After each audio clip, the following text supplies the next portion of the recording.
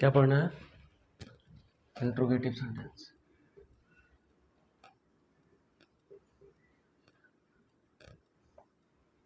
Interrogative का मतलब क्या होता है?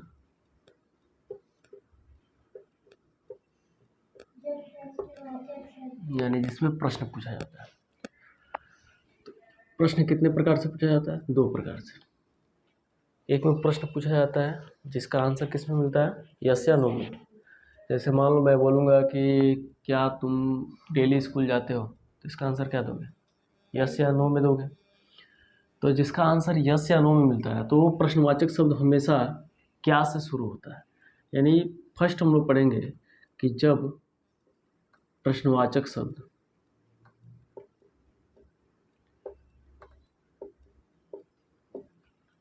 यानी क्या शुरू में हो। कहाँ पे हो? शुरू में हो। तो जब प्रश्नवाचक शब्द शुरू में होगा तो हम क्या करेंगे? तो प्रश्नवाचक शब्द शुरू में होगा तो उसके लिए हम क्या करते हैं कि सबसे पहले डू या डच को सबसे स्टार्टिंग में कर देते हैं। डू या डच, उसके बाद सब्जेक्ट, उसके बाद वर्ब का first form plus object, last में लगाते हैं क्वेश्चन मार्क। ये ध्यान देना है। डू या डच तो पता ही है कि डू या डच का यूज कहाँ पे होता है। तो एक एग्जांपल देते हैं। जैसे मान लो आ गया, क्या राम अपना काम करता है। अपना काम करता है। तो क्या राम अपना काम करता है, क्या बनेगा? क्या शुरू में है? यस या नो है। तो यस या नो इंट्रोगेटिव के लिए सबसे पहले डू या डच लगाएंगे। तो क्या लिखेंगे सबसे पहले? क्या? डच। क्यों डच लिखेंगे? डू क्यों नहीं लिखेंगे? सिंगुलर, राम सिंगुलर है इसलिए डच का यूज करेंगे। डच, उसके बाद सब्जेक्ट में क्या आएगा? राम। उसके बाद से करना का अंग्रेजी क्या होता है? डू। और अपना का, राम के साथ अपना का क्या लगेगा? हिज लगेगा। हिज वर्क, लास्ट में क्वेश्चन मार्क। समझ में आ गया? कोई एक एग्जाम्पल और बोलो।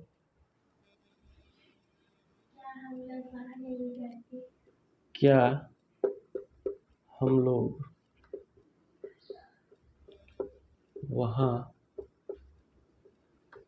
नहीं जाते हैं। ये इसमें देखो इंट्रोगेटिव भी है और क्या है? नेगेटिव भी है। तो इसका क्या बनेगा? सबसे पहले डू रहेगा। डू क्यों रहेगा? क्योंकि हम लोग प्लूरल है। डू, उसके बाद से we, do we not. Not का यूज हम डू के बाद भी कर सकते हैं और सब्जेक्ट के बाद भी कर सकते हैं। Do we not go there. ठीक है, इतना समझ में आ गया? ये था हमारा पहला कि जब प्रश्नवाचक शब्द शुरू में होगा तो उसके लिए कुछ नहीं करना है। जो डू या डज हेल्पिंग वर्ब है उसको हमको सबसे शुरू में लिखना है। उसके बाद सब्जेक्ट, वर्ब का फर्स्ट फॉर्म, उसको ऑब्जेक्ट। अब इसमें सब्जेक्ट कोई भी होगा, वर्ब में एस नहीं लगाएंगे। क्यों? क्योंकि डू या डज लग गया। जब डू या डज लग जाता है तो हम क्या करते हैं? वर्ब में एस नहीं लगाते हैं। एक तरह से देखा जाए तो ईएस डज में लगा हुआ है। ठीक है, इतना ध्यान देना। अब इसके बाद से हम लोग दूसरा पढ़ेंगे जब प्रश्नवाचक शब्द कहाँ पे होगा? बीच में होगा।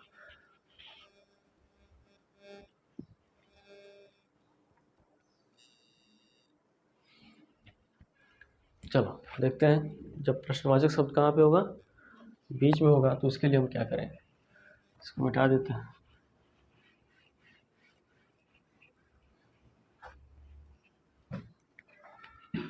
दूसरा है जब प्रश्नवाचक शब्द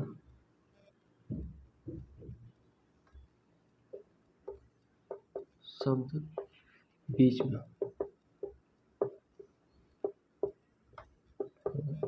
तो अब प्रश्नवाचक शब्द बीच में होगा तो एक बात ध्यान देना कि WH वर्ड आता है। WH, अब WH वर्ड में क्या क्या आता है? जैसे वाट आ गया, वाई आ गया, वेन, इसके बाद से वेयर, इसके बाद से वो हो गया, और भी होंगे, बहुत से होंगे। तो ये है WH वर्ड, ध्यान देना है कि ये WH वर्ड है। अधिकतम लगभग ऐसे ही आता है, जिसका जो शब्द होता है उसका स्टार्टिंग में जो लेटर्स होते हैं क्या होते हैं, WH होते हैं। ये ध्यान देना है। जब प्रश्नवाचक शब्द बीच में हो, बीच में जैसे कि मतलब मैंने बोल दिया कि राम कहाँ रहता है, वह कहाँ जाता है, वे अपना काम क्यों करते हैं, तो इनका जो आंसर हमको मिलता है यस या नो में नहीं मिलता है। इसका आंसर हमको किसी रीजन के साथ मिलेगा, और नहीं तो कोई स्थान बताया जाएगा, और नहीं तो किसी डायरेक्शन को दिखाएगा। तो जब प्रश्नवाचक शब्द यानी कुछ कह करके मिलेगा, बीच में होगा, तो उसका फार्मूला हम लोग क्या लिखते हैं, तो सबसे पहले WH वर्ड को लिख देते हैं। जो आया होगा उसकी इंग्लिश सबसे पहले लिखेंगे, प्लस डू या does, plus subject, plus verb का first form, plus object, last में क्वेश्चन मार्क। ये होता है हमारा, वही है जो पहला हमने पढ़ाया था, बस उसके आगे WH वर्ड लग जाएगा। अब जैसे एग्जांपल देखते हैं कि मैं तुम्हें क्यों पढ़ाता हूँ, क्यों पढ़ाता हूँ। अब देखो क्यों बीच में आ गया ना, तो सबसे पहले क्या लिखेंगे आप, क्यों का English WH word, WH word में क्या होगा, वाई। अभी इसके बाद से डू या डज लगाएंगे, तो डू लगाएंगे, डज लगाएंगे,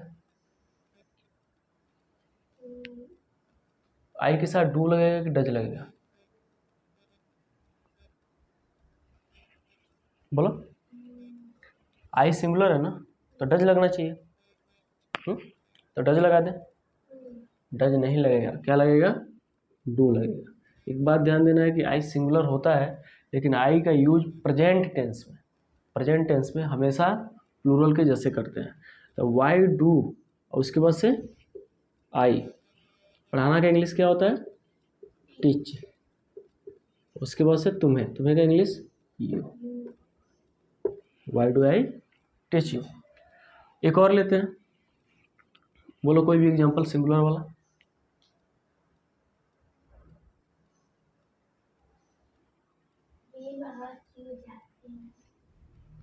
वे वहाँ क्यों जाते हैं, ये सिंगुलर है, वे तो प्लूरल है ना। चलो इसी को हम बना लेते हैं, वह वहाँ क्यों जाता है, क्यों जाता है, ठीक है। वह वहाँ क्यों जाता है, तो वह क्यों की इंग्लिश सबसे पहले लिखेंगे वाई। वह सिंगुलर है कि प्लूरल है, सिंगुलर है ना, तो क्या लिखेंगे डज। वाई डज, उसको वह का इंग्लिश ही गो देयर। इस फार्मूले से ही पूरा का पूरा बन जाएगा। समझ में आ गया, लिख लो।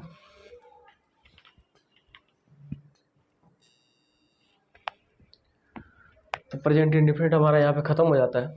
कल कुछ इसका क्या पढ़ेंगे हम लोग, कुछ स्पेशल रूल्स हैं जिसके बारे में हम लोग जानेंगे प्रेजेंट। तो कुछ और भी एग्जांपल्स देख लेते हैं शुरू से। जैसे मान लो हम बोले हैं कि सूर्य पूरब में निकलता है,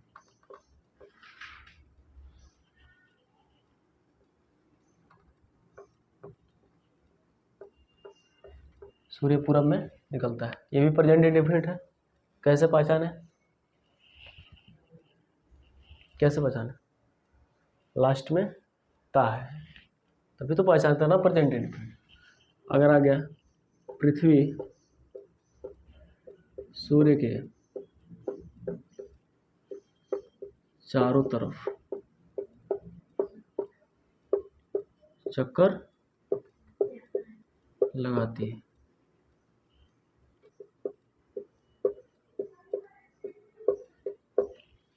इसमें भी ती है, ये भी प्रेजेंट इंडेफिनिट है। अगर आ गया मान के चलो हम लोग प्रतिदिन विद्यालय नहीं जाते,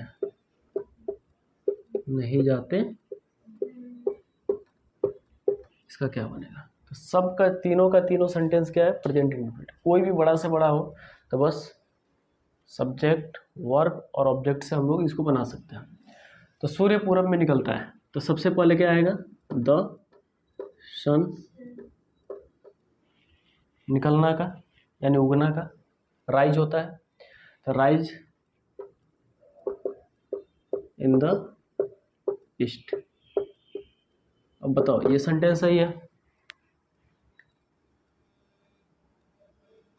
मैंने क्या बताया था कि जब सिंगुलर होगा तो वर्ब में एस लगता है, बताया था ना। तो क्या होगा?